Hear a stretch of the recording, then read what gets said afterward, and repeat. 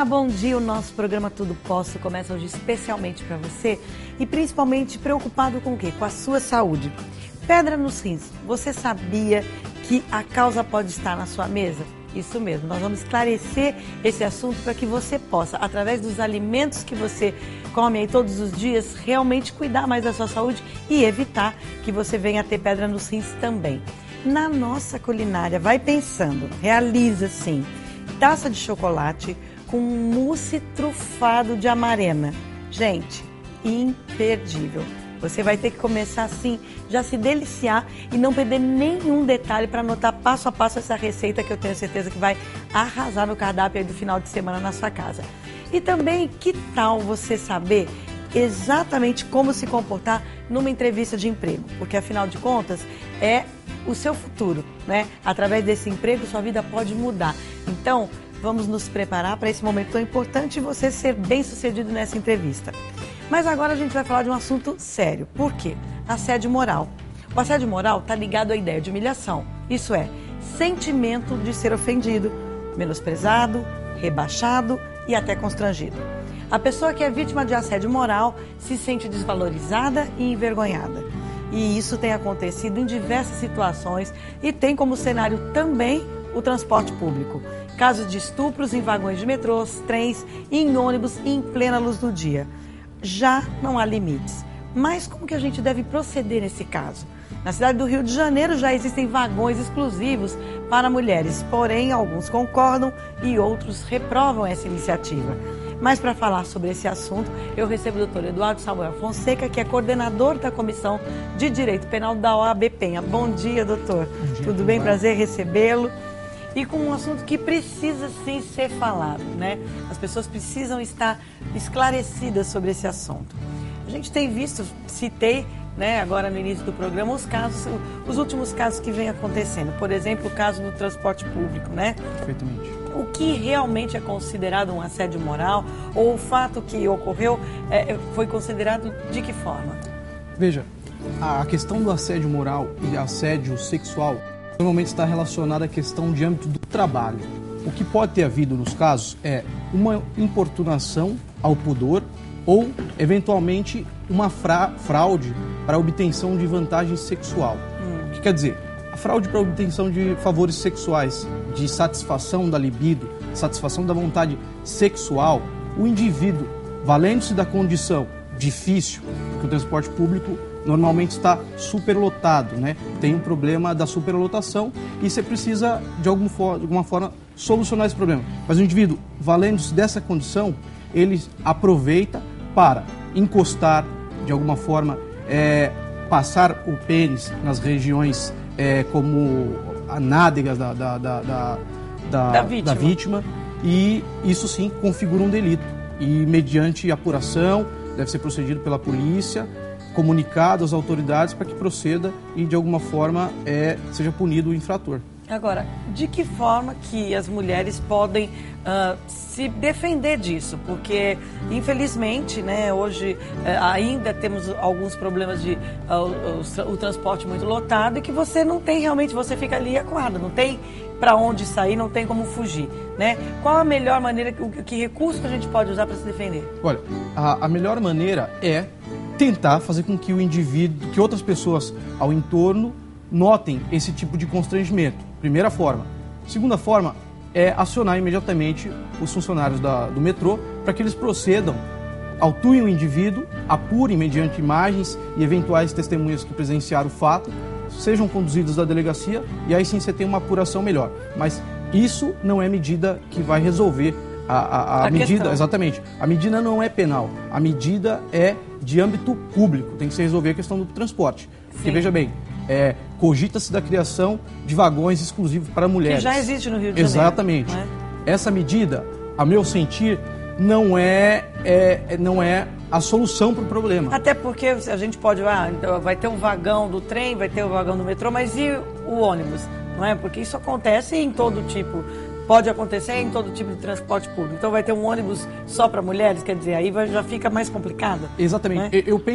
Eu vou um pouco mais além, porque, veja bem, a mulher foi vítima de um abuso, né? Como é que você resolve o problema? Você retira a mulher da convivência social dentro do transporte, coloca num vagão separado e diz, bom, o problema está solucionado. O problema não era a mulher? O problema é o contrário. Exatamente. Exatamente. Então, como é que se faz? Uma reeducação também na sociedade com relação a isso, não é? Exatamente. A mulher tem o direito de conviver no transporte público, né? E você não pode excluí-la desse âmbito.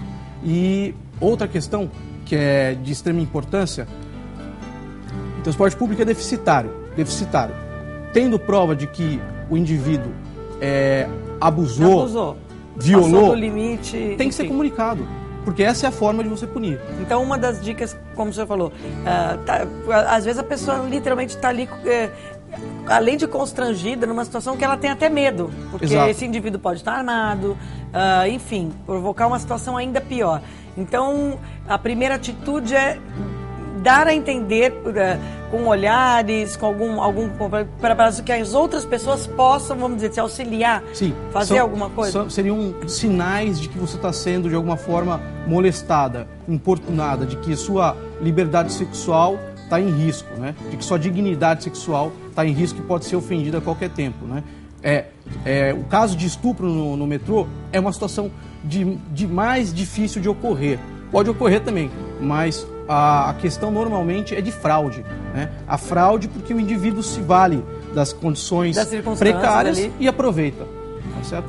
Hoje também nós temos visto, já aconteceu também no reality show, né? A pessoa estava supostamente um pouco embriagada, que vamos dizer, não estava de acordo com aquela situação. Né? Esse tipo de abuso, se é assim que a gente pode chamar, não é?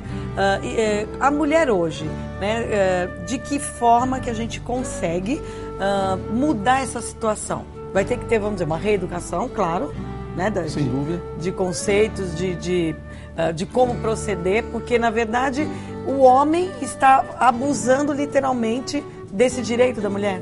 Sim, sem dúvida. O mais importante são políticas de prevenções, né? Sim. Políticas de conscientização e educação do indivíduo, de que a mulher pode sim andar da forma que melhor entender, ela tem disponibilidade do seu corpo, ela pode agir do modo que entender. E isso não autoriza que o homem, naquelas condições, de alguma forma se aproveite.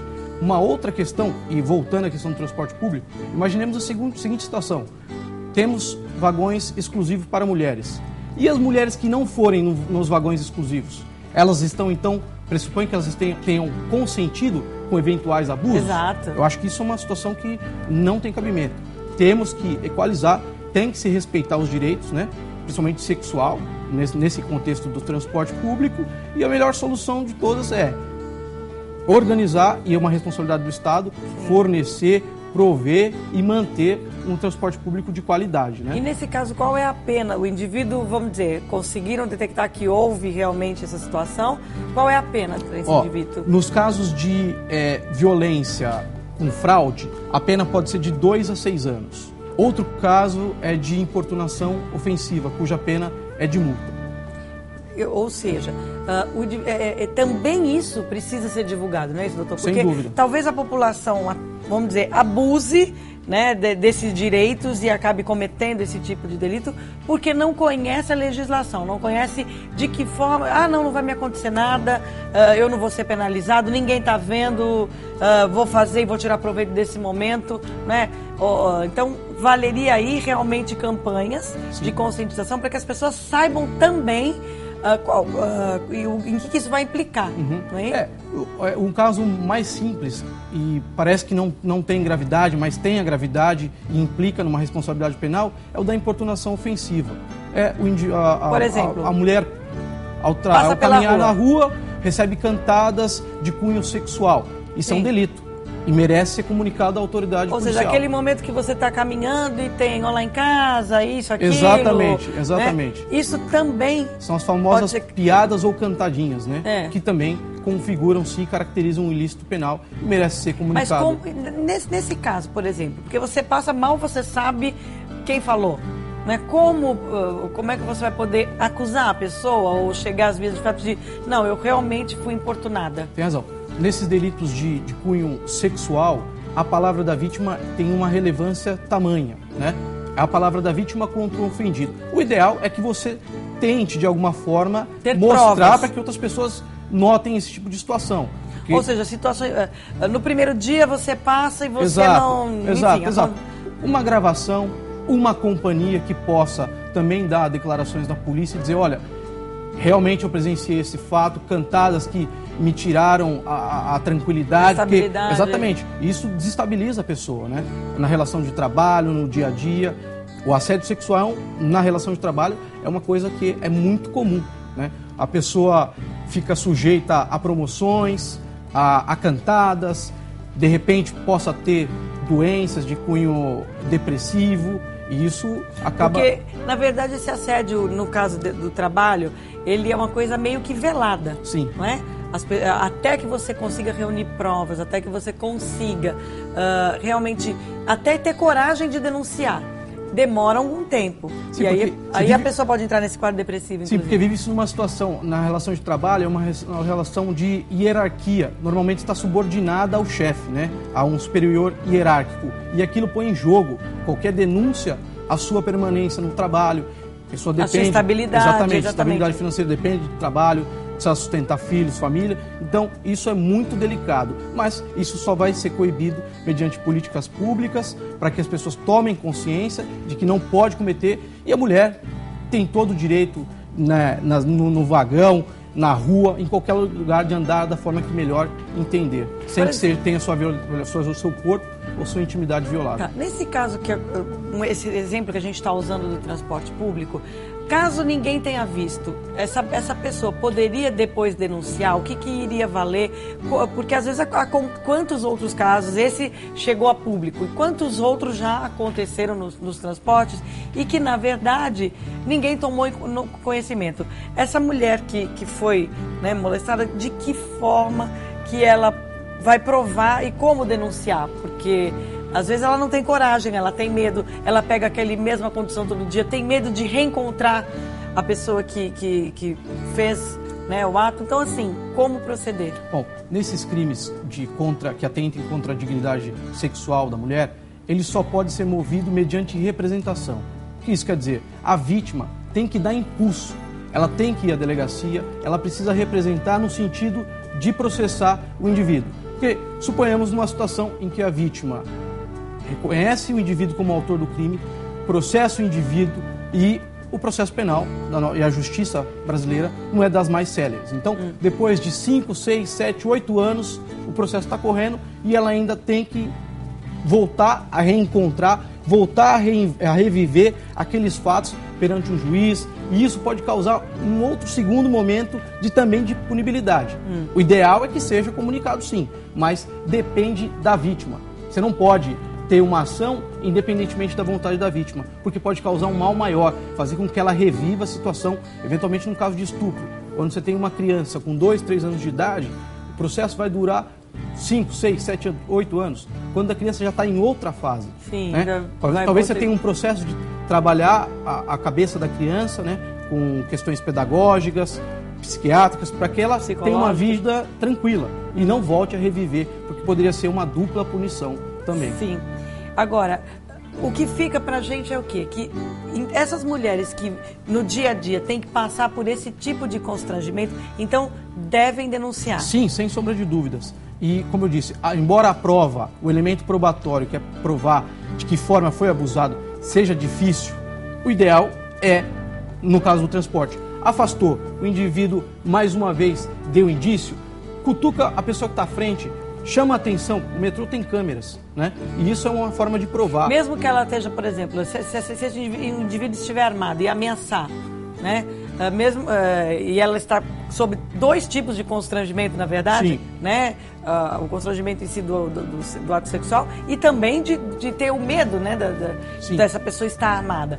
Então, que atitude? Esse é o caso clássico de estupro, né? Porque no estupro você cerceia a liberdade da vítima, você tolhe a liberdade da vítima para obter o favorecimento sexual. Então, mas ela pode vir a denunciar depois? Sem dúvida. O ato Desceu do ônibus, desceu do ônibus, procura a primeira delegacia, vai fazer um boletim de ocorrência? Sem dúvida. Não precisa comunicar de imediato. O crime ocorreu, você não tem prova. O sujeito saiu pela porta esquerda quando... E o ônibus lotado, no meio do trânsito, não você deu tem que comunicar o fato à autoridade policial, porque isso não só vai ensejar a apuração do fato, como vai ensejar um estudo por parte do metrô, questões de segurança do ônibus, enfim, exatamente. Da companhia de ônibus, porque a preocupação é essa. Se você está, por exemplo, no metrô ou no trem, você sai, vai lá, tem algum lugar que ela possa ir de imediato. Mas no ônibus, está no meio do trânsito, a pessoa desceu do ônibus, acabou. Então, elas devem sim, saiu do ônibus, aconteceu, procure uma delegacia e faça boletim de ocorrência, registre Procure o os fato. funcionários do metrô para que o metrô encaminhe a delegacia competente,